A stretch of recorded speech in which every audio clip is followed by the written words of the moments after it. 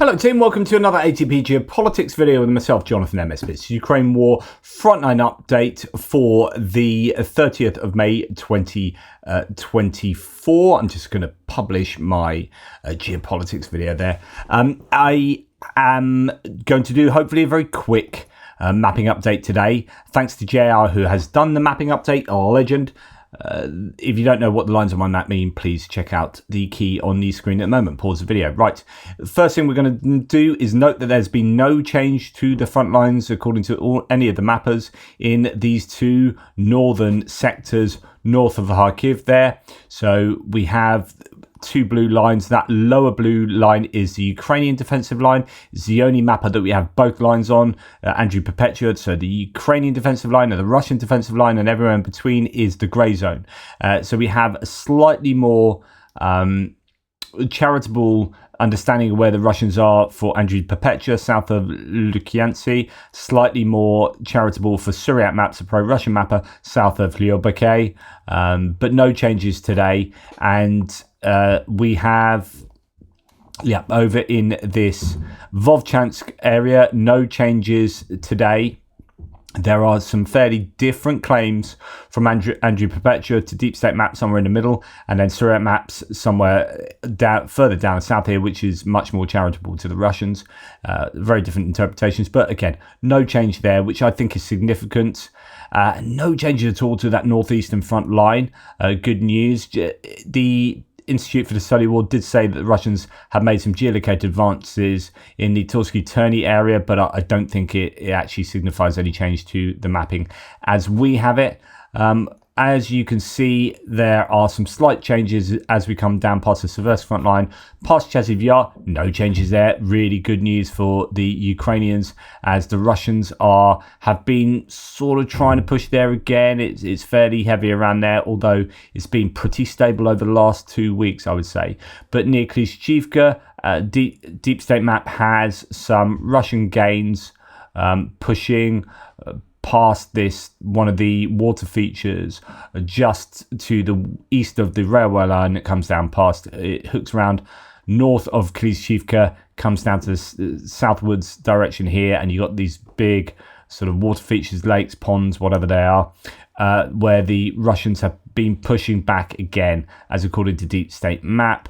That could be just a rejig as opposed to a Russian assault in the last 24 hours. Then when we come down to Avdiivka, most of the activity along the entirety of the front line is happening in this area.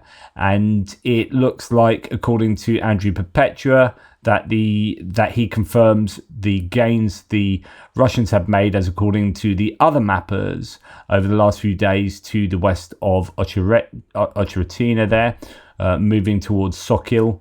But only that again is confirmation rather than necessarily a Russian attack. And then Deep State Map changing the mapping quite a lot in the Netalove area, where the Russians appear to be in full control of Netalove, and indeed a little bit further to north in some of that area just north of this particular reservoir here that goes on to Karlivka. I believe there's a dam over here at Karlivka that was bombed, goodness me, some time back. Goodness me, is that over a year ago? Anyway, I digress. Andrew Perpetua has some slight gains for the Russians in Netalove itself.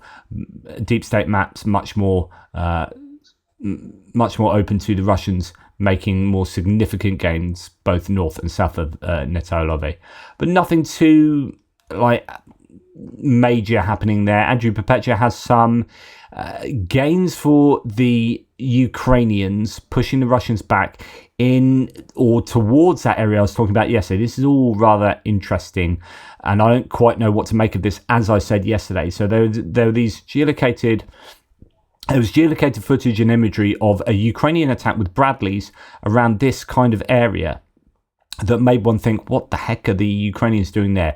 Couldn't quite put an exact date on it, but it's certainly the absolute bare minimum it could have been was after May the 12th, because there was a burn mark on the footage that was known to have been done on May the 12th. And so whenever that Bradley attack took place, it was after then, but it could have been just a few days ago, or it could have been 2 weeks ago.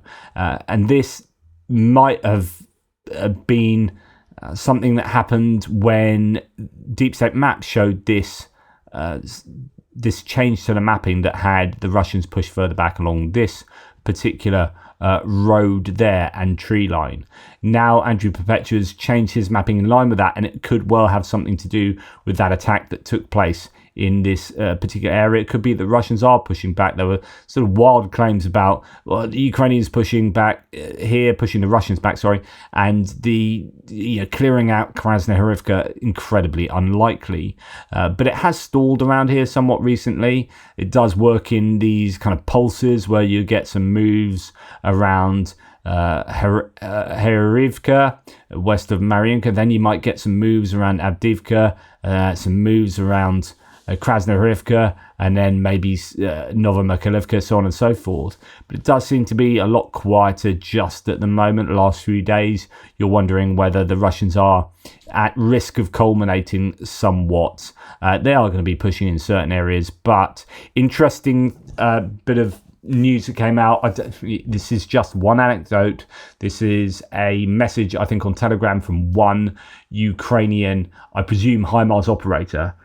But the claim was that they are seeing more HIMARS ammunition than they've ever seen before in a war. In other words, the American aid package, I presume, that's come through, that $61 billion one that is now filtering through with $20 to $25 billion worth of aid, and you're getting these presidential drawdown packages that are coming through from that.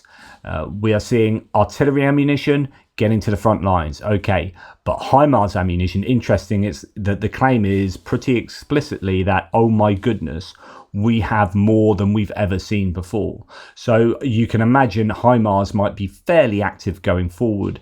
And if the Russians have moved a lot of their equipment back behind 100 kilometers, if this is the kind of the original HIMARS missiles that they're getting, the ones with 84 kilometer range, then it might be that HIMARS start getting used closer to the front line in place of artillery, in a way that it was kind of originally envisaged to be. It was sort of the modern replacement for artillery. You might see HIMARS being used to take out particular targets in, say, Vovchansk, or certainly now we're starting to get the inclination that the Americans are going to change their regulations on the use of things like HIMARS into Belgorod. You might start seeing HIMARS being used on a widespread basis around Belgorod. If you're thinking about 84 kilometer range with those sort of, I'd say, bog standard missiles, if you like, not the ATACMS 300 kilometers or what. How far is 84 kilometers? Well, you've got from a fairly decent point behind the border, that is 56 kilometers. So really, you're seeing anything that is in this range here, and maybe even more. So if you move your HIMARS up to this area, then goodness me, you are starting to have some serious potential for in fact, really, if we say 67, so if we went like 65 kilometer, that gives you sort of 20 kilometers behind the border. Then you've got anywhere, so the border goes up here, so you've basically got anywhere around here that the Ukrainians can hit. I mean, that's such good news for the Ukrainians. They can really do some damage there, in that kind of area, maybe more than that. I'm probably being a little bit conservative there. It would make such a difference. That's why people are talking about, I disagree, it's a game changer, but some people are saying that change of restrictions for the US could potentially be a game changer. You start being able to hit things there with your normal HIMARS, and then if you're talking 300 kilometers with ATACMS, now it depends whether they will be allowed to hit infrastructure. Unlikely, but certainly some military targets. Goodness me, you are starting to think that there's an awful lot behind the Russian lines that will be behind the Russian border that will be targetable. And that means shooting also across the occupied territories here. So if you think at the most narrow point, it's 120 kilometers. So you can use a 300 kilometer ATACMS and bish bash bosh, you can get right into Russian territory there. You're talking Rostov-on-Don and Taganrog. This is majorly significant. Actually, I'm beginning to think it is more significant than I originally thought, because Rostov-on-Don and Taganrog down here are these sort of staging points for the Russian army. Now, if Ukraine can now hit Rostov-on-Don and Taganrog and take out military targets, genuine sort of military targets, not oil infrastructure and whatnot, the Russians could well be in a little bit of trouble there. Anyway, I am majorly digressing. They have apparently a lot of HIMARS ammunition, and that means HIMARS might be working overtime going forward. No changes to Mariinka sector, the Novomykhailivka sector, Vuhledar, Staromayorska. A little bit of change north of Verbove here, as according to Andrew Perpetua, sort of in line, actually not even as far as Surat Maps, but certainly in one tree line here for sure, in line with the pro-Russian mapper, otherwise more in line with deep state maps north of Verbove there. But nothing too major, and no change to Krinky that the ISW says is still positional. Just don't know what's going on with Krinky, whether there are still widespread Ukrainian, there's widespread Ukrainian presence on that left-hand bank of the river. Who knows? Differing claims coming out from there. So that's the update for the mapping today. As you can see, not a great amount of change, which is good news for the Ukrainians. Lots of people doom about Ukraine, and there are people like myself that I think are quite bullish about Ukraine's potential to start changing the narrative at the moment with the increased equipment coming through, ammunition coming through, and certainly F-16s on the horizon. You can imagine a situation where, like I said yesterday, there's a little bit of a turning of the screw. What was significant about the strikes on Kerch last night, they didn't strike the bridge. And I was saying that they likely were striking air defense batteries around the bridge, but no, it turns out they were striking ferries.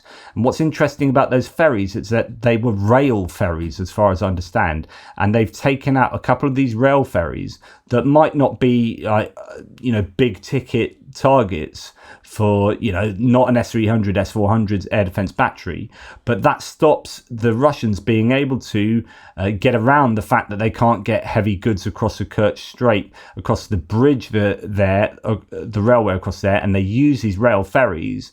Then this is a serious logistical challenge to the Russians there, as those ferries were hit last night, and possibly some of the infrastructure around a port that allows them to transfer rail cargo.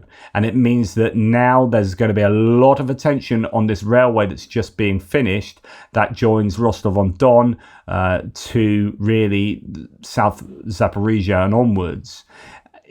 We could see a very systematic degradation of the Russian logistics, and that railway might well be next on the cards. Anyway, I thought I'd leave you with that little nugget. Thanks for watching. Please like, subscribe and share. Really appreciate all your support. Honestly, genuinely do. I was talking about just absolutely loving Da Vinci, one of the subscribers and members here with my hoodie on. Just, I've won life. So thanks to all those people who've been kind enough to support the channel that way, and every way that you do, members particularly.